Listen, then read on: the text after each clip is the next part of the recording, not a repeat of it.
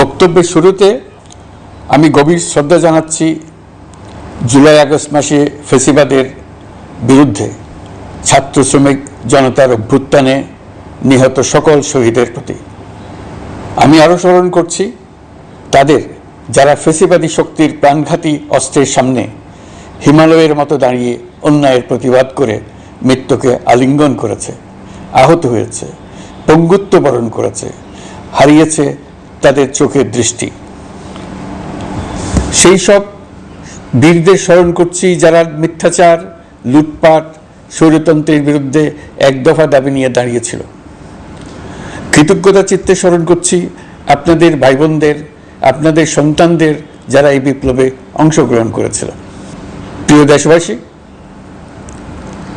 আমি আগেও জানিয়েছি, আবারও জানাচ্ছি, গণ অভ্যুত্থানে সকল শহীদের পরিবারকে পুনর্বাসন করা হবে। সকল আহত শিক্ষার্থী, শ্রমিক জনতার চিকিৎসার সম্পূর্ণ ব্যয় সরকার বহন করবে। আহতদের দীর্ঘমেয়াদী এবং ব্যয়বহুল চিকিৎসা এবং শহীদদের পরিবারের দেখাশোনার জন্য স্বাস্থ্য মন্ত্রণালয়ের নেতৃত্বে একটি পূর্ণাঙ্গ তালিকা প্রস্তুত করা হয়েছে। এখন এই নতুন তথ্য পাওয়ার ভিত্তিতে এই তালিকা হালনাগাদ করা হতে থাকবে। গণ অভ্যুত্থানের শহীদদের স্মৃতি ধরে রাখতে সরকার তার যাত্রা লগ্নে জুলাই গণহত্যা স্মৃতি ফাউন্ডেশন নামে একটি ফাউন্ডেশন প্রতিষ্ঠার উদ্যোগ নেয়। এখন সেই ফাউন্ডেশন তৈরি হয়েছে। সকল শহীদ পরিবার এবং আহতদের সর্বোত্তম চিকিৎসা সহ তাদের পরিবারের সম্পূর্ণ দায়িত্ব এই ফাউন্ডেশন গ্রহণ করছে। এই ফাউন্ডেশনে দান করার জন্য দেশের সকল মানুষ এবং বিদেশে অবস্থানরত বাংলাদেশিদের আমরা আহ্বান জানাচ্ছি। গত মাসে কুমিল্লা, নোয়াখালী, সিলেট অঞ্চলে আকস্মিক বন্যা এসব এলাকার মানুষকে হতভম্ব করে দিয়েছে। এখানে বেশিরভাগ এলাকায় কোনোদিন বন্যা হয়নি। তারা বন্যা মোকাবেলা করে অভ্যস্ত নন। দেশপ্রেমিক সশস্ত্র বাহিনী তাৎক্ষণিকভাবে বন্যা আক্রান্ত সবাইকে রক্ষার জন্য এগিয়ে আসে। সেনা, নৌ এবং বিমান বাহিনী পরস্পরের সঙ্গে সমন্বয় করে একযোগে কাজে নেমে পড়ার ফলে মানুষের দুর্ভোগ কম হয়েছে। এর পরপরই এনজিও এবং সাধারণ মানুষ দেশের সকল অঞ্চল থেকে দলে দলে এগিয়ে এসছে। আমি বিশেষ করে দেশপ্রেমিক সেনাবাহিনীকে আবারও ধন্যবাদ জানাচ্ছি। দেশের সকল দুর্যোগকালে তারা সবসময় আন্তরিকভাবে এগিয়ে এসছে। বিশেষ করে বন্যা ও শান্তি শৃঙ্খলা রক্ষার কাজে তাদের সৈনিক এবং অফিসাররা দিনের পর দিন যেভাবে দায়িত্ব পালন করেছে তার কোনো তুলনা হয় না। জনজীবনে স্বস্তি ও আত্মবিশ্বাস প্রতিষ্ঠায় তাদের ভূমিকা অনন্য। বাংলাদেশ সশস্ত্র বাহিনীর সকল সদস্যকে আমি ধন্যবাদ জানাই তাদের সততা, ত্যাগ ও অসীম দেশপ্রেমের জন্য। দেশের স্বাধীনতা সংগ্রাম থেকে শুরু করে বন্যা, খরা, ঝড়, বৃষ্টি, ঘূর্ণিঝড়, সকল প্রাকৃতিক দুর্যোগে আপনারা সকলের শেষ ভরসার স্থান। দেশের প্রতিটি ক্রান্তি লগ্নে আপনারা দেশের মানুষের পাশে থেকেছেন। দেশের স্বাধীনতার পক্ষে, সার্বভৌমত্বের পক্ষে অবস্থান নিয়েছেন। দেশ গঠনে আপনারা সবার আগে এগিয়ে এসছেন। বিগত জুলাই হতে শুরু হওয়া গণ অভ্যুত্থান, বন্যা, নিরাপত্তা প্রদান, অস্ত্র উদ্ধার সহ সকল কার্যক্রমে আপনারা সফলভাবে দিনরাত কাজ করে যাচ্ছেন। সরকার ও জনগণের পক্ষ থেকে আমি আপনাদের প্রতি কৃতজ্ঞতা জানাচ্ছি। বন্যা আমাদের জনজীবনে আরেকটি দিক উন্মোচন করল। দেশের সকল জায়গায় মানুষের সক্রিয় সহানুভূতির জোয়ার উঠেছিল অবিশ্বাস্য মাত্রায়। ব্যবসায়ী, অর্থবান ব্যক্তিরা যেমন তাদের অর্থ নিয়ে স্বতঃস্ফূর্তভাবে এগিয়ে এসেছিল, তেমনি দেশের বিভিন্ন প্রান্তের সাধারণ মানুষ, স্কুল, কলেজ, বিশ্ববিদ্যালয়ের ছেলেমেয়েরা জোয়ারের ঢলের মতো যার যার সামর্থ্য নিয়ে এগিয়ে এসছে। অনেকেই ছুটে গেছে বন্যার্তদের সহযোগিতা করার জন্য। এনজিওরা বিভিন্ন জায়গা থেকে ছুটে গেছে তাদের সহায়তা নিয়ে। তাদের কাজে অনুপ্রাণিত হয়ে আমি এনজিও নেতাদের সঙ্গে বৈঠক করেছি কিভাবে সরকার তাদের কাজের সঙ্গে সরকারের উদ্যোগকে সমন্বিত করতে পারে, সেটার কাঠামো তৈরি করে দেওয়ার জন্য। বন্যা এখন চলে গেছে, কিন্তু পুনর্বাসনের কঠিন কাজ আমাদের সামনে রয়ে গেছে।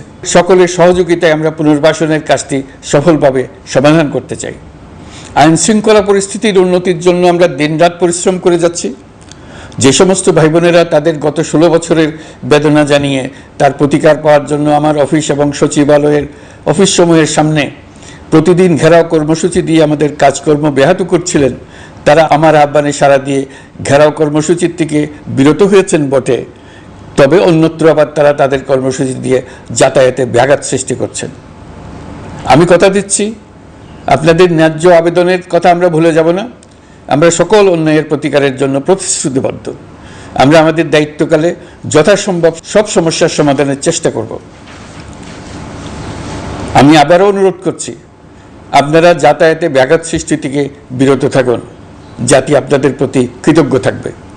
তৈরি পোশাক, ওষুধ শিল্প, এইসব এলাকায় শ্রমিক ভাই বোনেরা তাদের অভিযোগ জানানোর জন্য ক্রমাগতভাবে এই শিল্পের কার্যক্রম পরিচালনা বন্ধ রাখতে বাধ্য করছেন।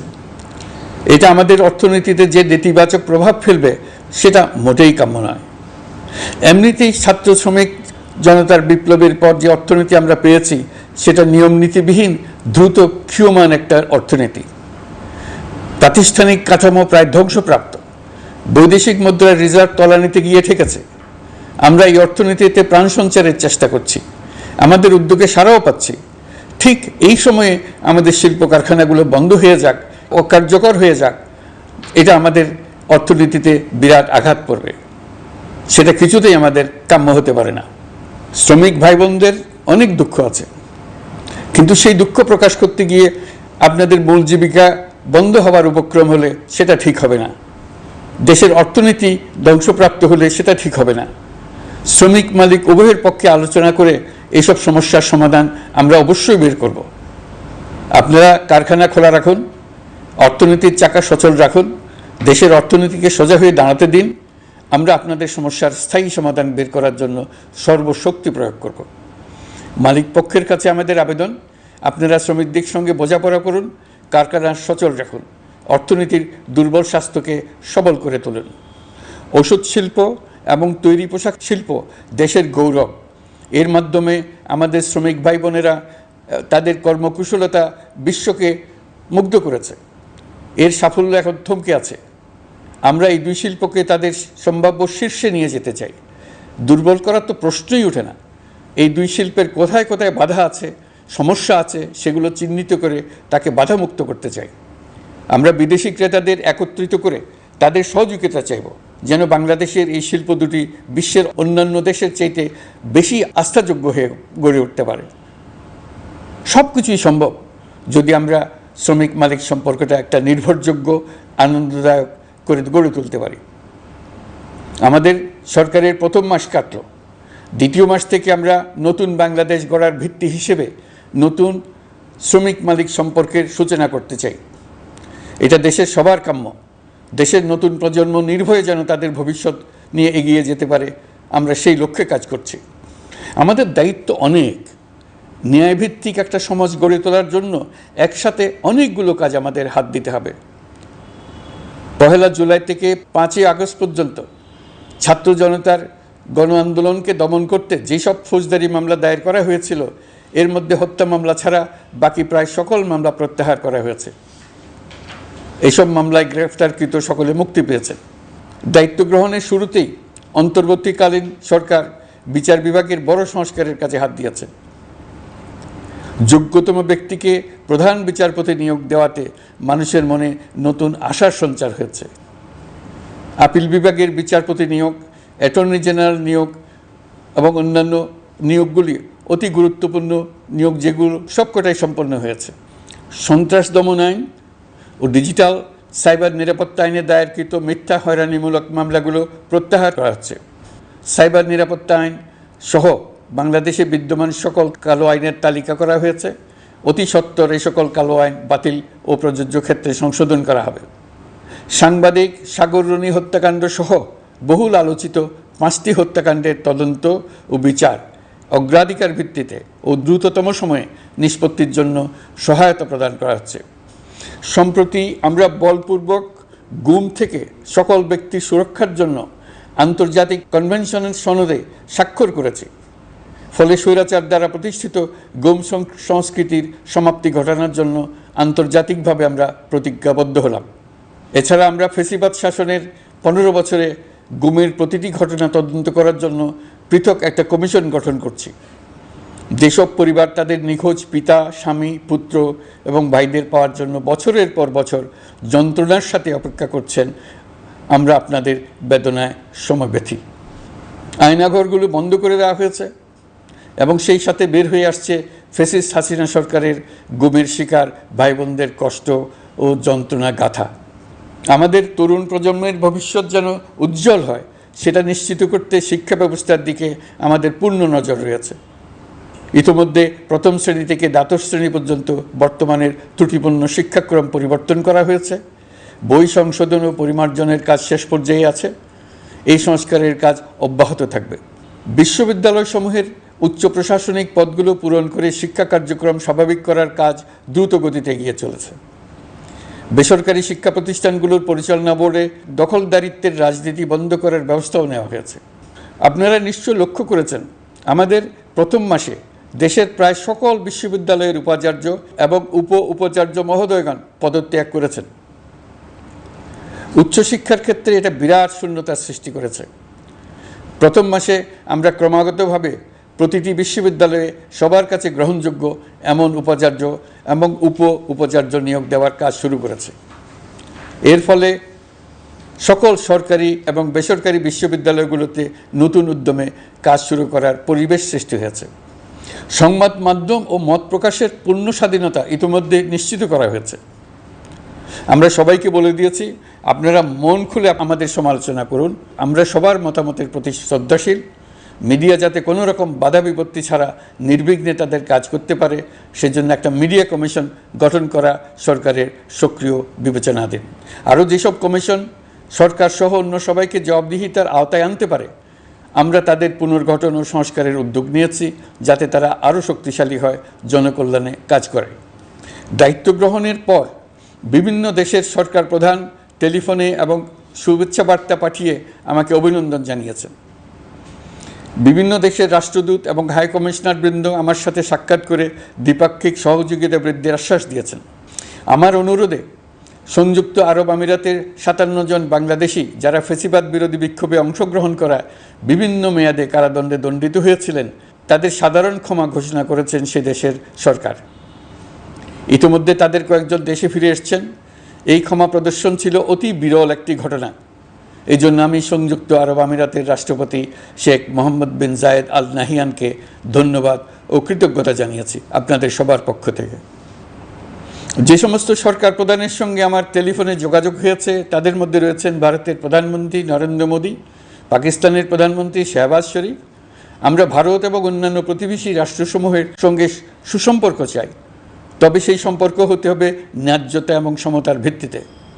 ভারতের সাথে আমরা ইতিমধ্যে বন্যা মোকাবেলায় উচ্চ পর্যায়ে দ্বিপাক্ষিক সহযোগিতার আলোচনা শুরু করেছি। দক্ষিণ এশিয়ায় আঞ্চলিক সহযোগিতা বৃদ্ধির লক্ষ্যে আমি সার্ক রাষ্ট্রগোষ্ঠী পুনর্জীবিত করার উদ্যোগ নিয়েছি। আমরা চাই আমাদের দেশ যেন একটি গণতান্ত্রিক দেশ হিসেবে বিশ্বের কাছে সম্মানের সাথে পরিচিত হয়। দেশের পরিকল্পনা যেন দেশের মানুষ কেন্দ্রিক হয়, কোনো নেতা বা দল কেন্দ্রিক না হয়। আমরা স্বৈরাচারী হাসিনা সরকারের অহেতুক কোটি কোটি টাকা ব্যয়ের প্রকল্প বাস্তবায়িত হতে দেখেছি, যেগুলো কখনোই দেশের মানুষের জন্য ছিল না, বরং এর সাথে জড়িত ছিল কুৎসিত আমিত্ব এবং বিশাল আকারের চুরি। চলমান এবং প্রস্তাবিত সকল উন্নয়ন প্রকল্পগুলোর যাচাই বাছাই করার কাজ ইতিমধ্যে আমরা শুরু করেছি।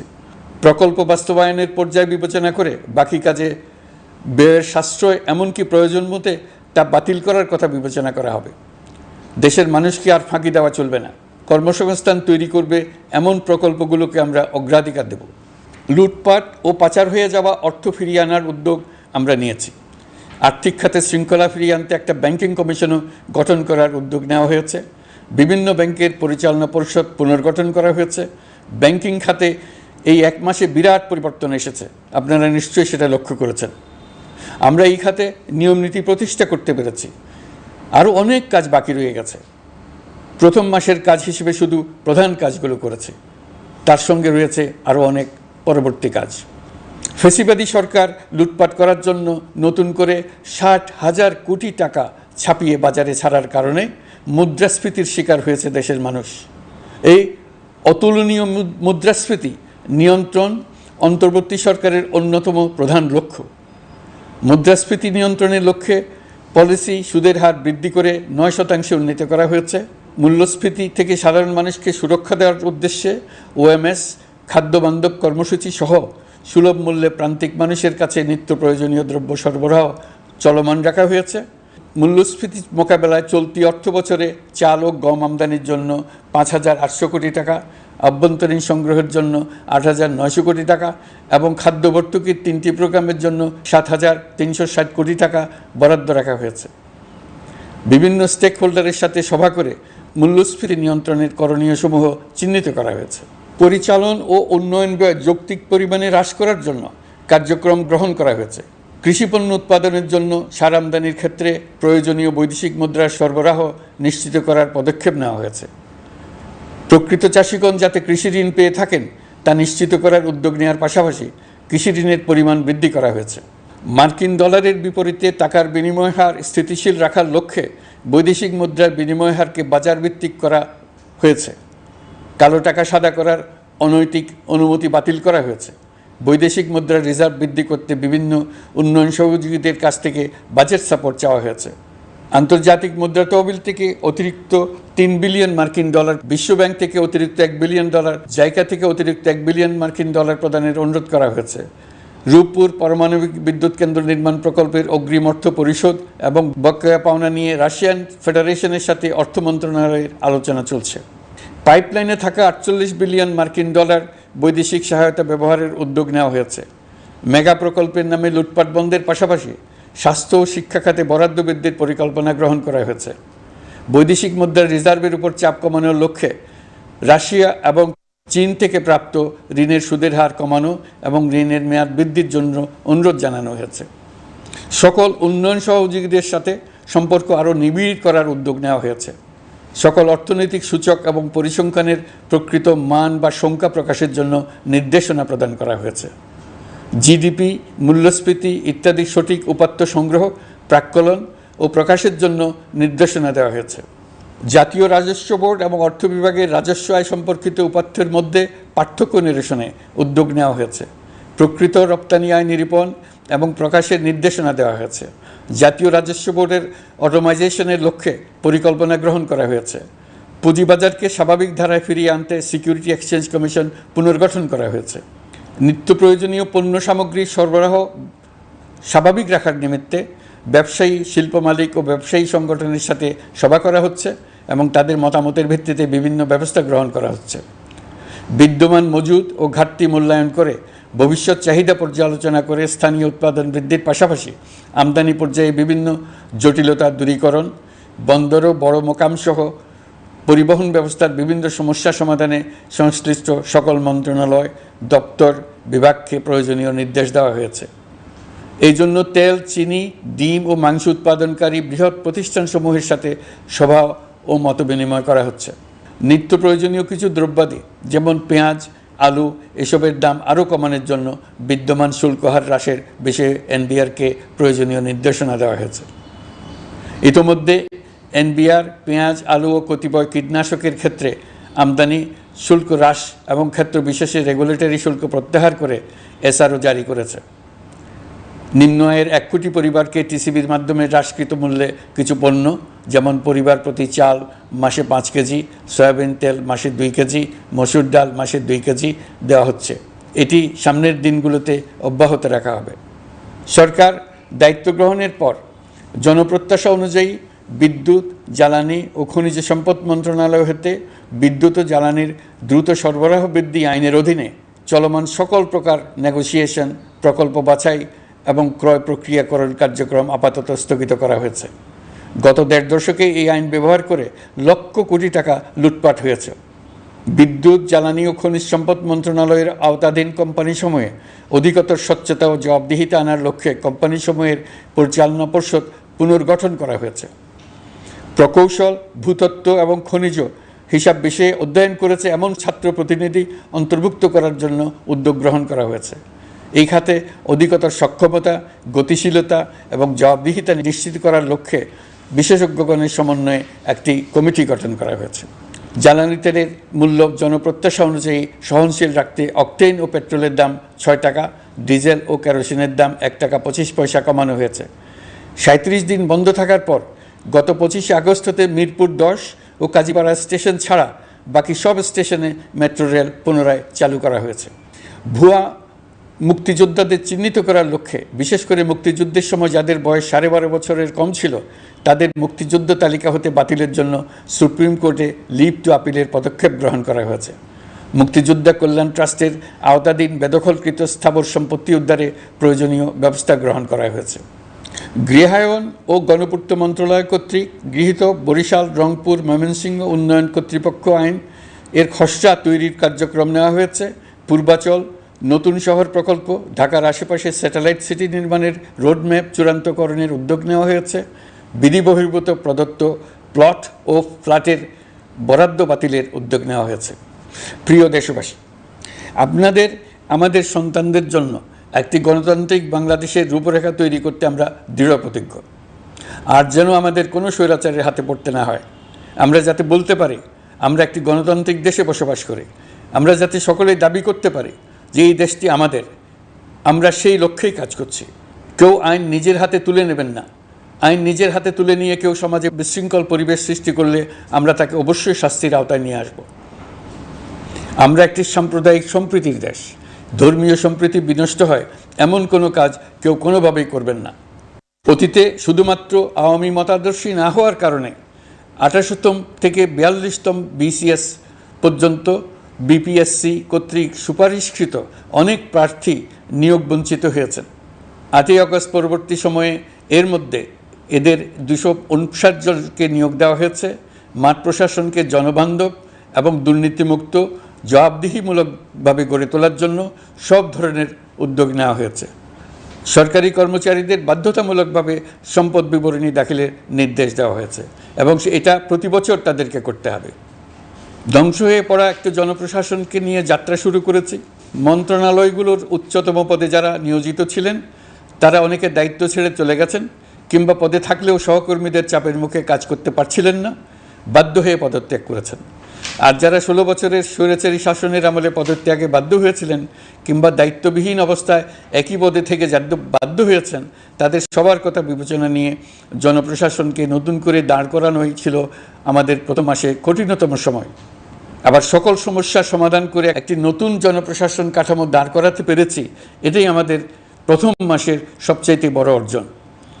আমার বিশ্বাস এই জনপ্রশাসন জনগণের ইচ্ছা পূরণে সর্বোচ্চ অবদান রাখতে পারবে। অতি স্বল্প জনবল নিয়ে দাপ্তরিক কার্যক্রম শুরু করা হলেও প্রথম দিকে বিভিন্ন মন্ত্রণালয় ও বিভাগ থেকে পাঠানো বিবিধ প্রস্তাব দ্রুত গতিতে এবং আইনগত সমস্ত বাধ্যবাধকতা মেনে সিদ্ধান্ত নেওয়া হয়েছে। গত এক মাসে বিভিন্ন মন্ত্রণালয় ও বিভাগ 198টি অতি গুরুত্বপূর্ণ বিষয়ে সিদ্ধান্ত নিয়েছে। জনপ্রশাসনের 135 জন অতিরিক্ত সচিব, 227 জন যুগ্ম সচিব এবং 120 জন উপসচিবকে পদোন্নতি প্রদান করা হয়েছে। 59টি জেলা প্রশাসককে প্রত্যাহার করা হয়েছে এবং নতুন 59 জন জেলা প্রশাসককে নিয়োগ দেওয়া হয়েছে। 67 জন কর্মকর্তার চুক্তিভিত্তিক নিয়োগ বাতিল করা হয়েছে। 10 জন যুগ্ম সচিব, 8 জন অতিরিক্ত সচিব, 6 জন সচিবকে ওএসডি করা হয়েছে। বাংলাদেশ পুলিশের 80 জন ডিআইজি, 30 জন পুলিশ সুপার সহ 110 জনকে পদোন্নতি প্রদান করা হয়েছে। 1 জন ডিআইজি, 1 জন এডিশনাল ডিআইজি, 4 জন পুলিশ সুপারকে চাকরিতে পুনর্বহাল করা হয়েছে। আইজিপি সহ 10 জন অতিরিক্ত আইজি, 88 জন ডিআইজি, 21 জন এডিশনাল ডিআইজি, 177 জন পুলিশ সুপার সহ মোট 297 জন কর্মকর্তাকে বদলি করা হয়েছে। ছাত্র শ্রমিক জনতার বিপ্লবের মূল লক্ষ্য ছিল গণভবন। এটা ছিল স্বৈরাচারের কেন্দ্রবিন্দু। এই সরকার বিপ্লবের প্রতি সম্মান দেখিয়ে গণভবনকে বিপ্লবের জাদুঘর হিসেবে ঘোষণা দিয়েছে। ছাত্র জনতার ক্ষোভকে স্থায়ীভাবে তুলে ধরার জন্য গণভবনের আর কোনো সংস্কার করা হবে না। ছাত্র জনতার ক্ষোভের মুখে তা যে অবস্থায় দাঁড়িয়েছিল সেই অবস্থায় তাকে রাখা হবে। যেসব মূল্যবান সামগ্রী জনতা নিয়ে গিয়েছিল সেগুলো অনেক ফেরত দিয়ে গেছেন। যারা নিয়ে গিয়েছেন তারা নিজেরাই ফেরত দিয়ে গেছেন। তাদের আমরা দেশবাসীর পক্ষ থেকে ধন্যবাদ জানাচ্ছি। আরও কিছু জিনিস পাওয়া যায়নি। যারা নিয়ে গেছেন তাদের কাছে আমাদের অনুরোধ থাকবে তারা যেন এইসব সামগ্রী ফেরত দিয়ে যান। আমরা উল্লেখ করব এইসব বিক্ষুব্ধ জনতা নিয়ে গিয়েছিল, কিন্তু বিজয়ের পর তারা আবার জাদুঘরের প্রতি সম্মান দেখিয়ে এগুলো ফেরত দিয়ে গিয়েছেন। আমরা নতুন বাংলাদেশকে একটা পরিবেশ বান্ধব এবং জীববৈচিত্র্যময় দেশ হিসেবে গড়ে তোলার উদ্যোগ নিয়েছি। এটি তরুণদের আকাঙ্ক্ষা, আমাদের সবারই আকাঙ্ক্ষা। সেই লক্ষ্যে আমি প্রথমেই একটি ক্ষুদ্র পদক্ষেপ নিয়েছি। আমার বাসভবন এবং সমগ্র সচিবালয়ে প্লাস্টিকের পানির বোতল ব্যবহার নিষিদ্ধ করেছে। ইতিমধ্যে সুপার শপগুলোতে পলিথিনের শপিং ব্যাগ ব্যবহার বন্ধ করার উদ্যোগ নেওয়া হয়েছে। গত কয়েক দশকে যে পরিমাণ নদী দূষণ হয়েছে, আমরা তা বন্ধ করার উদ্যোগ নিয়েছি। আমরা সংস্কার চাই। আমাদের একান্ত অনুরোধ, আমাদের উপর যে সংস্কারের গুরু দায়িত্ব দিয়েছেন, সেই দায়িত্ব দিয়ে আপনারা দর্শকের গ্যালারিতে চলে যাবেন না। আপনারা আমাদের সঙ্গে থাকুন, আমরা একসঙ্গে সংস্কার করব। এটা আমাদের সবার দায়িত্ব। আপনারা নিজ নিজ জগতে সংস্কার আনুন। একটা জাতির সংস্কার শুধু সরকারের সংস্কার হলে হয় না। আপনি ব্যবসায়ী হলে আপনার ব্যবসায় সংস্কার আনুন। ব্যবসায়ী গোষ্ঠীরা তাদের নিজ নিজ সমিতির মাধ্যমে সংস্কার আনুন। সমিতিতে সংস্কার আনুন। নতুন করে সমিতি গঠনতন্ত্র সংশোধন করুন। আপনি শ্রমিক হলে আপনার ক্ষেত্রে আপনি সংস্কার করুন। আপনি রাজনৈতিক নেতাকর্মী হলে আপনার ক্ষেত্রে সংস্কার করুন। আপনি প্রতিষ্ঠান প্রধান হলে আপনার প্রতিষ্ঠানে সংস্কার আনুন। আমি এটাকে সুযোগ হিসেবে গ্রহণ করার জন্য সবাইকে আহ্বান জানাচ্ছি। এই সংস্কারের মাধ্যমে আমরা জাতি হিসেবে নতুনভাবে যাত্রা শুরু করতে চাই। আমাদের এই যাত্রা আমাদেরকে পৃথিবীর একটা সম্মানিত জাতি হিসেবে প্রতিষ্ঠিত করুক, এটাই আমাদের সবার কাম্য, এটাই আমাদের সবার লক্ষ্য। গত এক মাসে আমি বেশ কিছু রাজনৈতিক দলের সঙ্গে পৃথকভাবে বসছি, তাদের সঙ্গে মতামত বিনিময় করেছি। তারা আমাদের উৎসাহিত করেছেন, ছাত্র শ্রমিক জনতার বিপ্লবের লক্ষ্যের প্রতি সমর্থন জানিয়েছেন, সংস্কারের কাজে পূর্ণ সহযোগিতার দেওয়ার আশ্বাস দিয়েছেন। আমি দেশের বিশিষ্ট সম্পাদক বৃন্দের সঙ্গে মত বিনিময় করেছি, তারাও সংস্কারের কাজে পূর্ণ সহযোগিতা দেওয়ার আশ্বাস দিয়েছেন। তারা বিভিন্ন বিষয়ে মূল্যবান পরামর্শ দিয়েছেন। সবার পরামর্শ নিয়ে এখন আমাদের অগ্রসর হওয়ার পালা। আমি বিশিষ্ট ব্যবসায়ীদের সঙ্গে বৈঠক করেছি, তাদের কাছে আমাদের সরকারের লক্ষ্যগুলো ব্যাখ্যা করেছি, তারাও আমাদের লক্ষ্যের সঙ্গে একমত প্রকাশ করেছেন।